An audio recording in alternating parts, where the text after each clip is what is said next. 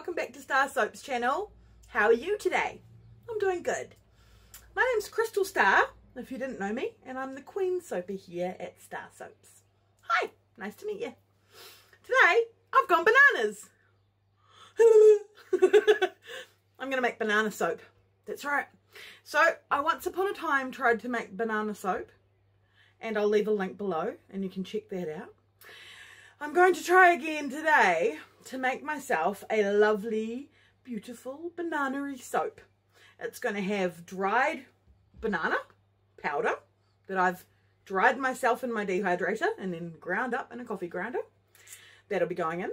And it's going to have banana fragrance and a nice bright banana yellow mica. And it's going to be great. So come along with me and I'll show you how we make it. Squee! Okay, so the first thing we need to do to make this beautiful banana soap is we need to make some cute little banana embeds. So I'm mixing up a little tiny bit of lye and a little tiny bit of oil here, and just to make some cute little embeds. It's not going to be just enough for the embeds, so that's why I have some other molds out here, and I'm just going to use the extra soap to make some extra cute little other soaps, because why not? So I've got my cute little Buddha face there, and we've got some skulls and a sheep, so we'll have a bit of fun with that. But the main purpose of this is to make some little bananas. So I've got some yellow mica here, and I've mixed that into some olive oil, and I'm adding some of the soap, which is at a light trace, into the yellow and giving it a mix. There is no fragrance in this because the fragrance I want to use discolours, and I want these little bananas to be yellow, not brown. So I'm going to go ahead and pour that yellow soap into these cute little banana molds, and then I'll pour the extra soap into the other molds as well. I always love making cute little novelty shaped soaps like this because when I do markets they really draw attention to my table, especially the little skulls. People seem to love them and they're always asking me how I make them, and it is difficult to make them. These molds sometimes leak on me and I have to get the soap at just the right thickness, and then I can only make one or two at a time. So I only have one or two skulls usually available, and I just put them on either side with my business cards, and they look really cute on my table at markets. So I'm going ahead now and I'm pouring the soap into these molds. I had pulled out the banana fragrance because I wanted to put a little bit in there, and then I thought better of it because I don't want this to discolour. So now we're on to the main part of the soap making, and we're going to be making up a single loaf of banana soap, which I haven't really done single loaves in a while, so it feels a bit weird. I've usually been doing double batches. So yeah, I've just got a small amount of oil here. There's some goat's milk in there too, and I've just added my cooled lye, and now I'm going to mix it to a very light trace.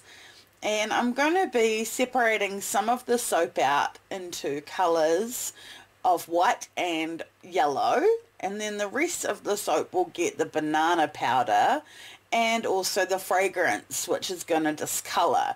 So I'm thinking that the main part of the soap will go brown, and then you'll have this nice yellow and white swirl inside. Also, the main part of the soap will have little speckles, if it works out how I want it to, of little banana pieces from my dried banana powder. So that's a bit of fun. So I'm going to go ahead now and make sure that I do mix the soap to a medium thin trace. So not just a really light emulsification like I sometimes do. I'm going to actually try to get it thick enough to suspend the banana powder so it doesn't just all sink to the bottom.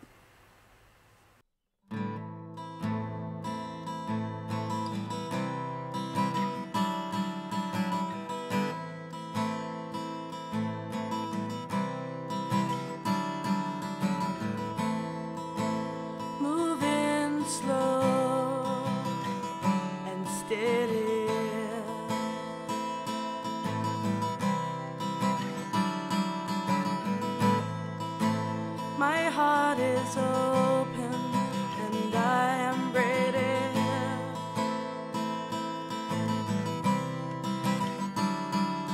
I I used to waste time just trying to rewind the years.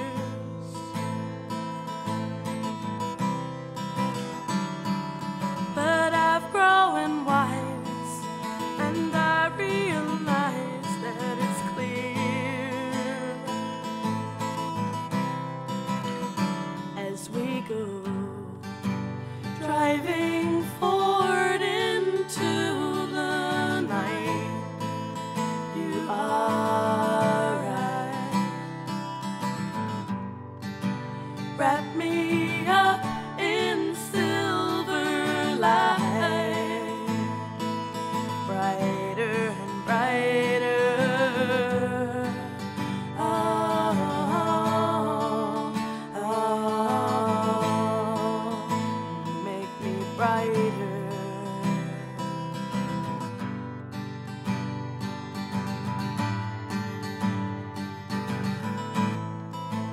I won't lose sight of my dreams. So now I'm going to add my banana powder, and I'm using a fine strainer just to make sure that I actually get a very fine powder going into my soap and not big clumps. We don't want anything that might go yucky in the final soap, so that's why I think it's important to try to strain it like this. This way I'm like going to get it to mix really brilliantly all through everything, and it will be thorough and it will be well incorporated. That's the plan. So I find it a little bit difficult to completely sieve, and I do my very best, and then in the end I just sort of chuck it all in. So I think that the final soap actually does have a nice fine speckled look, and it doesn't have clumps, it doesn't have any sort of feel. There's no exfoliating feel like you might get with any other additive like this. So it's very well incorporated into the soap, and you'll see here. I think having the soap at a very light trace also helped with that, because I could just mix it really good with the stick blender and I didn't have to worry about it getting too thick on me. And that stick blender, that immersion blender, really helps to take that powder and just really blitz it through everything. So that's really cool.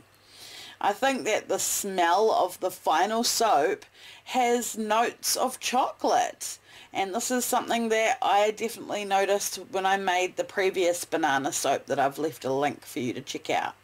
I ended up calling that previous soap chocolate banana cream pie because it tasted, because it smelled very much like chocolate. So I don't know if that's because there's such a high vanillin content, and it is definitely a gourmand fragrance, this banana, but it doesn't smell like, you know, a fresh, bright bunch of bananas. It smells very much like a dessert, and I guess that's where I get the chocolate from. I really like it. I think that it'd be neat to have a whole range of soaps, a strawberry and a banana and a chocolate and a vanilla. That would be really fun. So I'm now mixing up the white, which is just titanium dioxide that has been dispersed in water, and that's been added into this little bit of soap here, and it is a lovely, bright, vibrant white. I really love it when I can get my white really bright like this. But I do think the downside is the final soap gets really hard. So adding the titanium dioxide, it's kind of like adding a clay. And that final soap gets so rock hard, and you'll see what I mean later when we come to cut this soap.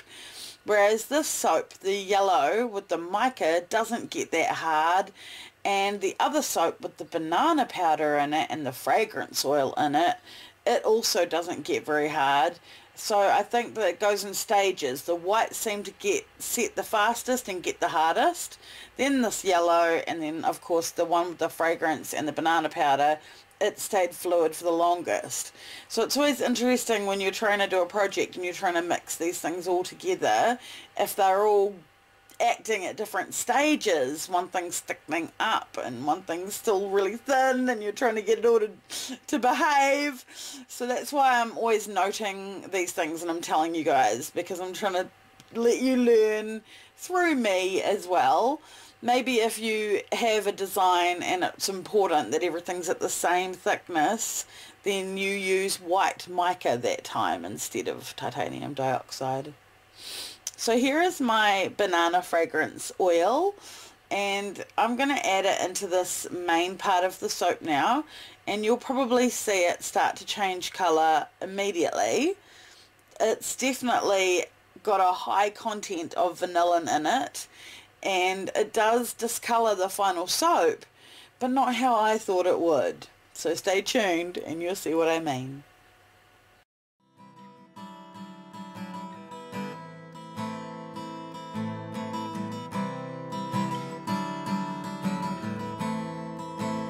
Moving slow and steady,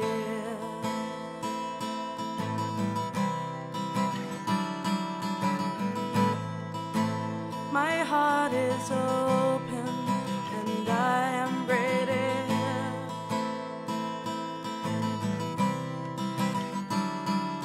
I used to waste time just trying to rewind the years,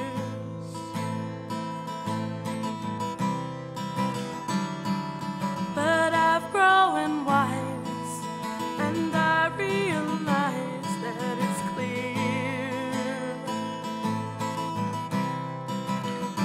as we go driving forward into the night.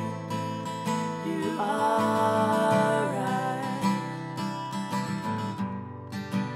Wrap me up in silver light, brighter and brighter.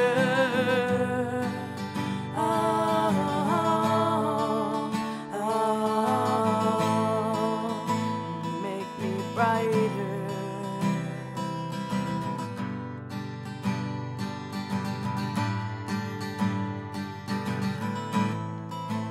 I won't lose sight of my dreams.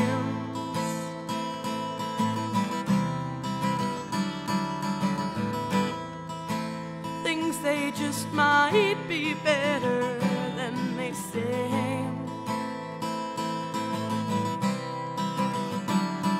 And I used to get mine by constantly trying to be brave.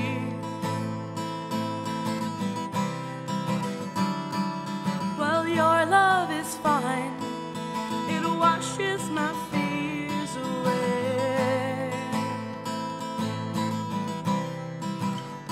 as we go driving forward into the night.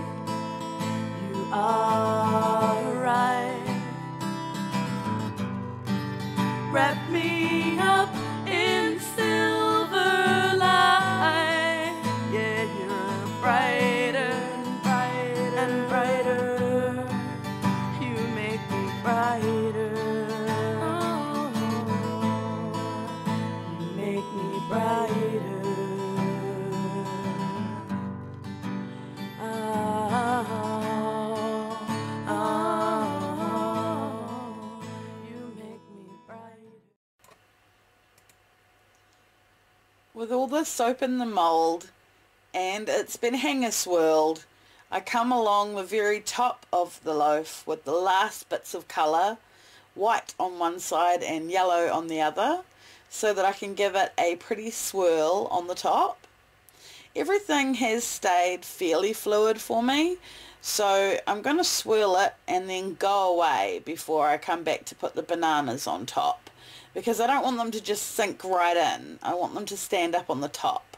Normally if I'm using something like a banana, like this particular topper that I want to show both sides of, I will pipe something and that will give me something to rest the topper in. So that's a little hint for you, your StarrSoaps hint this week. If you do have this type of topper, I recommend saving back a little bit of your soap and piping a dollop on the very top that you can rest your topper into. I didn't do that this time, and because I had to wait for my soap to get thick, when I did come to put my topper in, I really didn't push it in as deep as I maybe should have, and you'll see later when I'm cutting that unfortunately one of them falls out. So I could have laid them flat, but then I would have cut them as I went to cut each bar, unless I just cut those bars extra thick. So there's a lot of different ways you can look at it, but for me, I wanted them to stand up like this, and I needed to probably push them in a little bit more just to make sure that they're really, really deep and they stick in there and they don't just fall off the first time you go to use the soap. They make contact with the soap and they connect, if you will. So I don't want you to jump in the shower with your bar of Starr Soaps and have your beautiful topper fall off straight away. Although these toppers are so substantial that they're like a little travel size soap all on their own. So maybe that's something to think about. We'll make some little banana travel size soaps in the future. I'm playing around with some different angles here and it's a little bit choppy. Please bear with me. And yes, I've tried to film it from the bird's eye view that I normally use, and then also from the side angle here, so you can see me placing each topper in.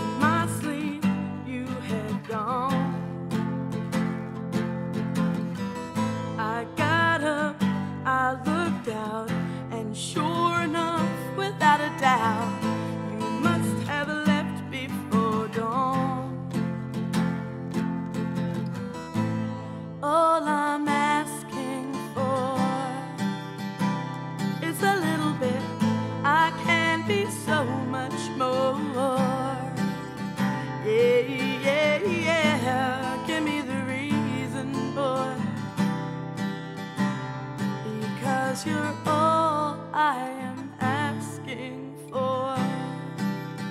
Yeah, yeah, yeah. La da da, la da da da da, la da da, la da da, la da da, la da da da da, na na na. I cleaned up, made the bed, picked up that rose, which you said meant that you were gonna love.